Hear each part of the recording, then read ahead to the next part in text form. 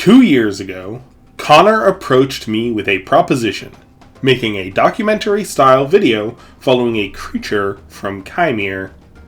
Inspired by the Ballad of Big Al and other narrative documentaries, I eagerly set to task working on this concept.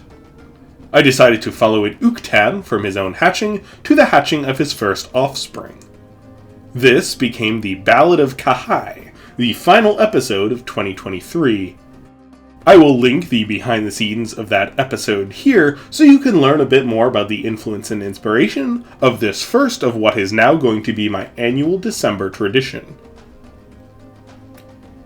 In 2024, Connor wanted to sponsor another episode.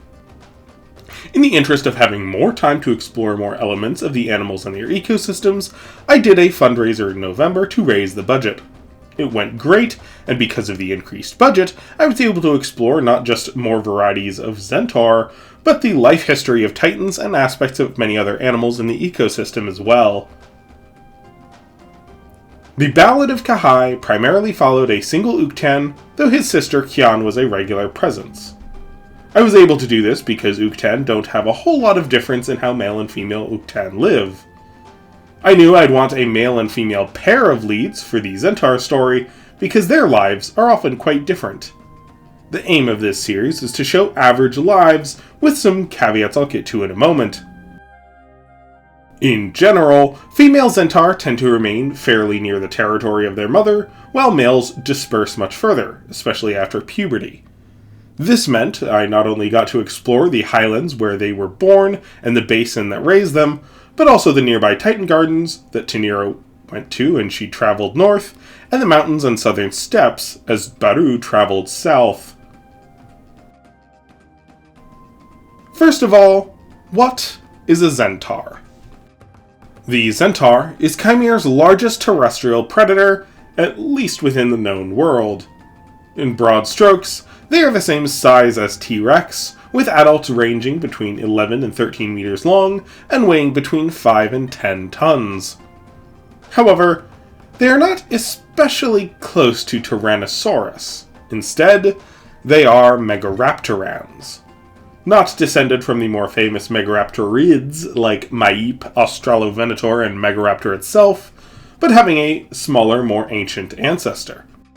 Megaraptorans of Earth are of a debated phylogeny, or scientific relationship, to other theropods, with evidence leaning toward them either being very early tyrannosauroids, or a sister clade of early coelurosaurs.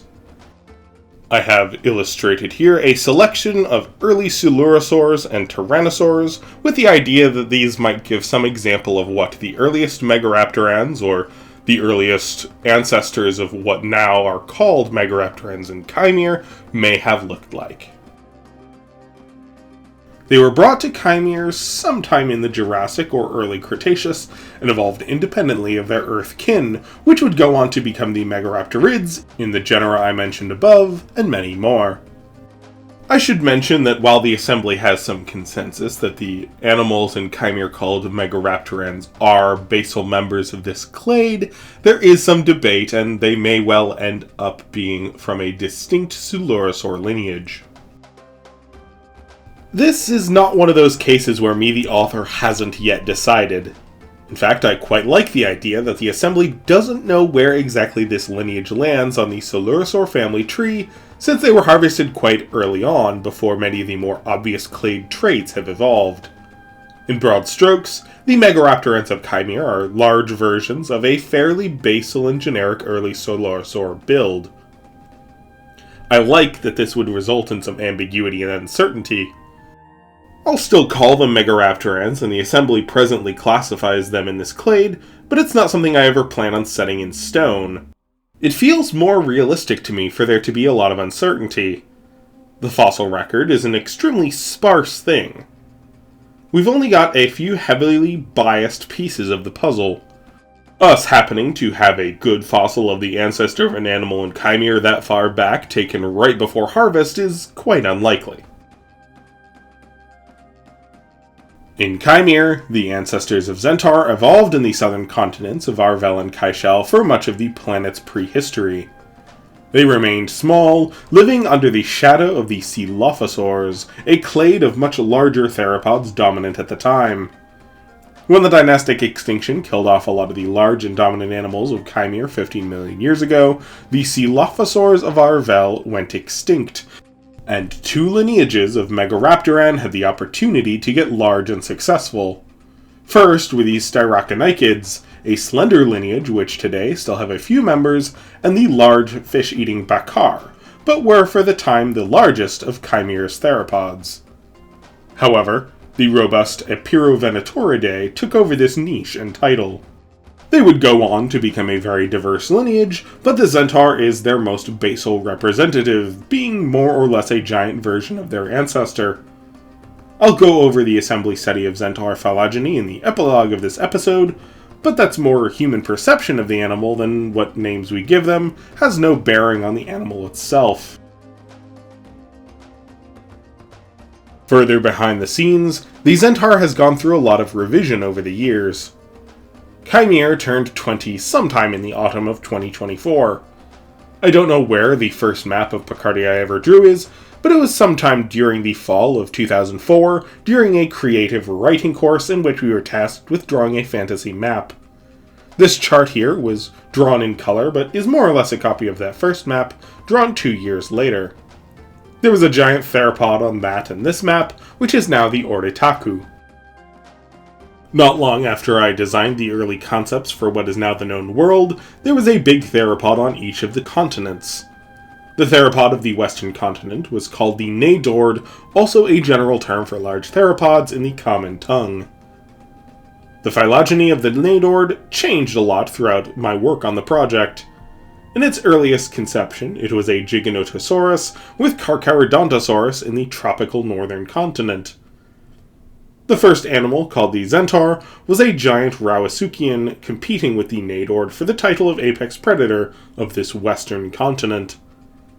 I'm not sure when I combined these two species into the quadrupedal Carnosaur, but it happened before I got my mitts on Dr. Holtz's Dinosaur Encyclopedia in Christmas of 2007. This book came into my life at the perfect time as I was developing Kaimere. A lot of the concepts and illustrations by Luis Rey were deeply influential to my style and taste. Want to know where the designs of most of Kaimere's dinosaurs originated? This book may well have the answer. One illustration depicting Megaraptor as a derived Spinosaur quickly became the direction I took with the Bakar and Kudojaku, at times calling them one-humped and two-humped Nadord. I drew the Zentaur as a terrestrial Spinosaur at some point in all this. Phylogeny of Kaimere's big theropods danced around from Carnosaurs, Spinosaurs, Megalosaurs, and early Tyrannosaurs. It wasn't until I moved back home after grad school and really focused on developing Kaimere that I learned a lot more about Megaraptorans and decided to steadily lump all of Kaimere's big theropods into this group. I believe the Kudojaku was the last holdout, but the Zentaur and Uktan were definitely the first to become big Megaraptorans. Early versions took, again, a lot of design cues from Luis V. Rey's Megaraptor. As I made it more robust, I converged upon the basic body plan of T-Rex, as it was the only example of a huge predatory Coelurosaur. Yes, the good skull material we have of Megaraptor suggests a very long, narrow skull, but that's from a juvenile. Just ask our old pal T-Rex if a narrow skull as juveniles is reflected in adults. I've gotten critique in the past that the large Megaraptorans of Kaimere look too much like large Tyrannosaurs, but I'd argue making them look more like scaled-up juvenile Megaraptors is far less plausible. I took some elements from Maip when it was announced, but most of the anatomy is still inspired by Tyrannosaurus. Jaws are a bit less robust than T-Rex since it has a greater investment in its arms. Coloration was inspired by the brindled pattern of a friend's dog. This basic concept is what I illustrated in 2018, and has remained their basic design ever since. Like the Ballad of Kahai, I wanted the saga of Tenir'ha and Baru to paint a broad strokes picture of the average life of Zentaur. Now, this wasn't exactly accomplished for two caveats. Every individual is going to have extraordinary moments in their life, so no life is truly average. And if you're telling an engaging narrative, there's going to be a focus on the peaks and the valleys. The average day in a Zentaur's life is waking up, looking for prey, likely failing a few hunts before they successfully take down a meal, and then sleeping. While I made sure to include moments with all of these things, I often focused on the twins' exploration and learning how to hunt a wide range of game. Each of these first 4 chapters saw our twins exploring a new ecosystem and meeting new flora and fauna, affording me a perfect template to introduce my audience to a wide range of life in Arvel. I also had an opportunity to showcase a lot of individual variation within this species. While the average Zentaur in the area often looks quite similar to our twins, this species range from 1,000 miles south, deep into temperate latitudes, and thousands of miles up into the equatorial territories of Nikar. As we'll discuss at the end of the episode, Zentaur have often been broken up into different species and even genera based on their diversity within this range. However, these are large animals with highly efficient strides that often disperse far from their natal region. They still intermix regularly, even occasionally between continents. They descend from a fairly small population bottleneck 1.5 million years ago. Far longer than many animals like orcas, tigers, and ourselves, with far more recent population bottlenecks, so the level of diversity within the species shouldn't be as surprising as it first appears. We see tremendous individual variation in the skulls of T-Rex that we have available, and I figured a species ranging from temperate to equatorial forests over 1.5 million years might also show a lot more variety than we might otherwise expect. There's a range of different colorations, with brindled feather morphs of dark umber, light beige, sienna, and gold, with skin ranging from cream to gray, and both warm and cool undertones. The skull was generally inspired by Acrocanthosaurus, with some elements of Carcharodontosaurus, other Megaraptorans, and T-Rex. A downturned snout with gripping fangs reflects their style of attack by grabbing prey with their jaws and killing with long claws. But variations include a larger chin, taller crests, and a few with more upturned snouts. I wasn't able to draw nearly as many new profiles as I had hoped, but I was able to at least paint a broad strokes picture of the diversity within the species you should expect to see. Yes, most in the region our twins lived would look quite a bit like them, but Zentaur throughout this species have representatives or at least a genetic legacy in most places in a given population. A central forest, like Tenir'ha came of age within, is going to have the highest diversity, making it a perfect context to show just how varied this species can be. While I focused on the twins and their marathon to monarchy, having a few other named characters helped me see other aspects of the species and ecosystem. The twins' story ended with them reaching adulthood. I used other characters to show how Zentaur live in the years after somatic maturity. Shakanaru also gave us insight into the lives of titanosaurs, with other titans showing where he had been prior to our meeting him at 17 years old, and where he might one day become if he survives to be a dominant adult male. Titans can live for over a century, so this was of course not going to be seen from start to finish in the 20-year window of our twins, so other members of his kind helped me paint a fairly complete broad strokes picture of the life of a Titan. Other names for rivals, like the Cockatrice Dekkosu and the Terebru Rashu, not only afforded some insight into their respective species, it also gave me a chance to show Zentaur opinions and perception of these animals. They don't just recognize individuals of their own kind. They have a very potent sense of smell and sight. They know many other animals in their region. Names were of course a meta addition. Zentaur do not have language, but it evokes how they might know their rivals by unique sense and visual cues in a way we might understand. Consider my using names as a translation of how Zentaur perceive themselves, others of their kind, and neighbors of their own species. I've done a biome study of the seagrass meadows and plan on doing more, But this format, seeing the world through the eyes of protagonists involved with the local ecology, I think was a very engaging lens for such a study. I'll be keeping this in mind and likely take a similar approach to future biome studies. The ages of the protagonists did influence which species I showcased. You'll note, in the Holler, we spent a lot of time with small taxa, while large animals were a bit beyond the focus of our twins. We didn't meet many small creatures in the 4th and 5th chapters, because they weren't something our twins at 700 kilos would pay much attention to, unless there wasn't ideal game around. The focus was, at the end of the day, on the twins and the animals they would pay attention to. In this sense, this didn't give us a complete view of the entire ecosystem, but I still felt it was a more engaging way to show the scope of local ecology than merely listing taxa. Humans and magic weren't a focal point of the story, but I did include a few here and there, mostly just as a reminder of the setting. The territories explored in this saga were several hundred miles from any major human settlements, but there are still plenty of people living beyond the known world. Because the purpose of this was to show averages, I tempered a lot of my authorial instincts for spectacle and drama. In its original conception, the giant Heshekrata killed their mother at the end of the 2nd chapter, and would be their ultimate villain that they would face at the story's conclusion. Perhaps the twins would drive her to Shakanaru, who would deal the killing blow. However, all this didn't really fit the tone that I was aiming for. In the end, I quite like the more restrained narrative you saw last month. I think my enjoyment of Watership Down as xenofiction was always going to be in the back of my mind, but again, not the purpose of this story.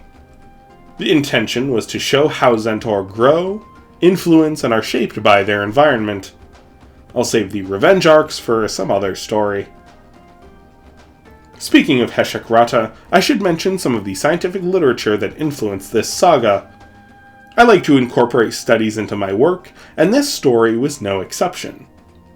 In July, Drs. Mallon and Hone published an article exploring the hypothetical maximum size for T-Rex. Given the scarcity of the fossil record, we have to assume that whatever we find represents the average specimens of its given species and age.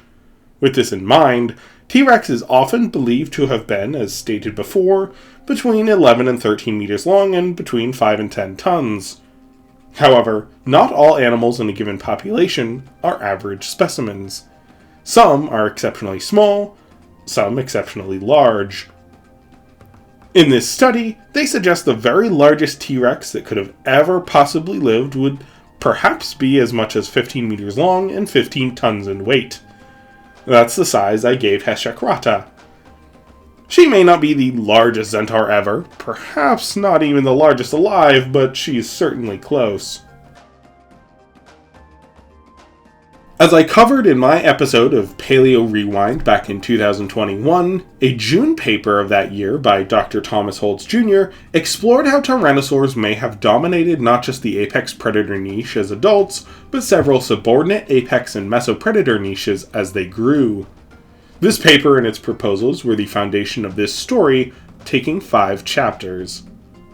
Zentaur aren't close relatives of T-Rex as mentioned before, but they are enormous slow-growing coelurosaurs with a growth spurt in their teens, so a similar impact on local predator guilds makes a lot of sense. Young Zentaur face more competition than T-Rex seems to have dealt with, as Chimeres got a plethora of newly harvested mammal predators, filling out the subordinate apex guild. However, young Zentaur, between the ages of around 4 to 10, may well be a force reducing the diversity and population of many of these mammal predators. After all, while there's plenty of them, a vast majority of harvested animals fail to establish themselves, and the competitive pressure of young Zentaur may well be a deciding factor. Yes, mammals might get back up with harvests, but on a smaller scale, taking out several young Zentaur isn't going to do much to hinder the species' population. Zentaur only need a few breeding adults to keep their population stable, and there's nothing even the largest lion can do against a healthy adult Zentaur. So this animal likely exerts a similar ecological pressure as T-Rex, as 7-ton adults, 700-kilogram juveniles, and 7-kilogram hatchlings. A study published in December of 2023 that influenced the saga was that of a young Gorgosaurus skeleton and a pair of canignathed oviraptorosaur drumsticks in its belly. One of these was more digested, suggesting that they were consumed days apart, and this was perhaps a common preference. This has potential implications for their social structure, in that it seems that they were hunting for themselves, not being fed by their parents, at least by this age of 4 to 6. Perhaps they were entirely solitary, or maybe they lived like I present Zentaur, with young feeding themselves, but still living with and getting protection from one or both parents. In addition to the social and dietary implications, I also thought it would make sense for their position as mid-ranking carnivores. Gastralia might make accessing organs difficult, but there's a lot of meat in the tail and legs of many dinosaurs, so going there first for them and quickly gulping them down, instead of getting to the organs as most mammalian carnivores do, makes a good amount of sense. With all this in mind, I decided it would be a common practice for Zentaur, especially young ones, to remove and swallow whole the legs of the given prey species. If they often have to flee competing predators, an instinct to take the shanks to go would make sense, even when preying on mammals. They still target organs when they can, but especially when hunting dinosaurs, drumsticks are often the first to go. Plenty of other studies on large theropods and other members of the cast influenced the episodes, but these 3 studies give you a sense of how I try to incorporate real research into the saga and the project overall. The study of Zentaur by the Assembly was a lot of fun for me to contemplate and sort out. This theropod was made known to the Assembly over a century before Owen named Dinosauria. They had no point of reference in Earth's fossil record at the time, so looked more to myth than nature for comparison. That said, the Assembly was founded in part on a belief that magic is as much a natural philosophy as physics, astronomy, alchemy, and biology. This was on the heels of Linnaeus publishing a basic taxonomy of the natural world, and was the lens with which many of the Assembly approached animals in Kaimere. The fact that some of these organisms in Kaimere were hosts to magic, and therefore demons or magical beasts, made trying to identify natural history a fairly daunting prospect, especially if they didn't yet have a comprehension of deep time. From what they knew, the top predators of this realm were huge, monstrous reptilian birds. There were a variety of names assigned to these creatures. Some called them Zentaur, meaning crowned monstrous bird in Aminetran, the common tongue spoken throughout the known world. A translation of monstrous bird into ancient Greek, Teratornis, was also often used for large theropods and became a sort of informal genus. Agnotorn, giant griffin, and dragon were also used for Zentaur and large megaraptorans in general by the Assembly. They were really only seen in passing from ashore, or a few taxidermied monstrosities, and a single captive individual at the Great Library for the first few decades of Assembly presence in Kaimere. Teratornis Kyriolios was the name given by Reverend Hodges Burke in his description of the Zentaur and theropods in general in 1732. This may have been a formal binomen, but there is some debate as to the intention. Reverend Burke often worked ancient Greek and Latin into his prose, so it could have merely been his way of saying they were a monstrous bird and God's perfect mercy. Perhaps their first formal binomen was Gryphus carnifex, describing a juvenile Zentaur believed at the time to be a distinct animal from Teratornis. Sicaracestus was later erected in the late 1750s by Agathanosian anatomist and father of Chimeran taxonomy, Glave Thompson Nemhard, with 4 species: Robustus, Gracilis, Synplumis, and Cavecorpus. Agnatornis, Cosmio, and Apinus were also used in publications around the same time. The great diversity of Zentaur throughout their range, from equatorial to temperate, and with a slow and often distinct growth, meant that diversity of this species was often dramatically overstated, especially considering how independent and informal many of these early publications were. In 1768, the son of Reverend Burke and famous botanist Margaret Thackeray, Thomas Burke, took it upon himself to clean up this taxonomic mess and consolidated the Zentaur of both continents into a single species, Teratornis clavatus, the striped monstrous bird.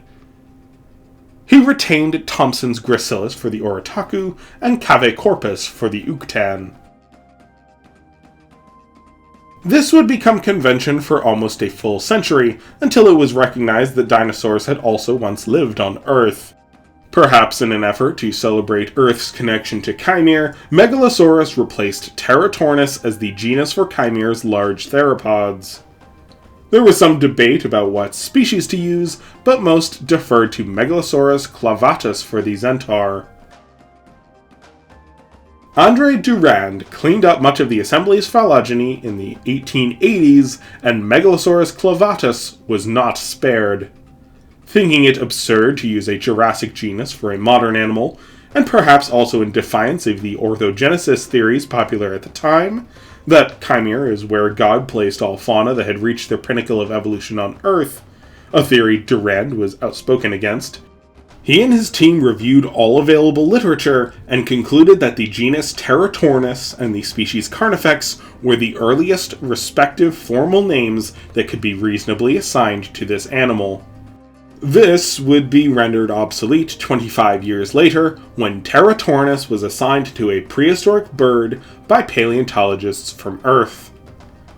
As the Assembly is a clandestine organization and therefore cannot publicly peer review and technically can't even formally publish, Assembly names give way to their counterparts on Earth. It was noted in Durand's own work that Thomson's genus Saccharocestus might technically have priority over Teratornis, but he chose Teratornis since it was in the most common use. As Teratornis was now no longer available, Saccharocestus carnifex became the scientific name of the Zentaur and has remained so for over a century. Now, none of this has any bearing on the episode, but it was enjoyable for me to consider and thought y'all might have some fun with it too. Offers a decent template for how scientific names work in a scholastic yet informal organization like the Assembly. Thought y'all might enjoy a peek behind the curtain of this aspect of the project as well. Thank you so much to everyone who contributed to this series. I definitely plan on doing more fundraiser live streams for future series like this to afford more of a budget for extra art. I'm not sure what species I'll do next December. Part of me wants to continue in a sort of phylogenetic order, so the Oritaku would be next. Another part of me thinks I should spread the monarchs out, and maybe the Bakar would make more sense in an entirely new habitat. Kurojaku would also be good for a number of reasons, perhaps chief of which is that I'd like to tell the story of a particular Kurojaku, and for reasons that will make sense a few years from now, I definitely want to do it earlier in the series. Eventually, all Megaraptorans will get their story, but let me know in the comments which you think you'd most like to see next year. Several folks contributed a ton of wonderful illustrations. I adore seeing my creatures realized in the style of other artists. Sorry to them and those who weren't able to get pieces done, since I was often finishing the script only a few days in advance. I will be starting work on the next series much earlier, perhaps late summer or early autumn, so the scripts are done far sooner. Finishing the last chapter the night before release was a bit ridiculous. Now I'm restructuring my approach to this channel and the project at large, and will be better able to manage my time and get stuff done in advance, so I won't have to cut as many corners and whatnot. Doing the scripts at least much earlier will enable folks who want to do some art for the series to do so more than a few days ahead, and I'm sure they will appreciate it. Thank you again so much to the contributing artists, to everyone who chipped in for the fundraiser, and to Connor for providing the backbone of the budget for this series. It was an absolute treat to work on. This format, I believe, is how I'm best able to articulate how the world of Kaimere works, and I couldn't do it without support from my fantastic community. Thank you so much to everyone who has made this possible, and thank you for watching. Cheers, folks!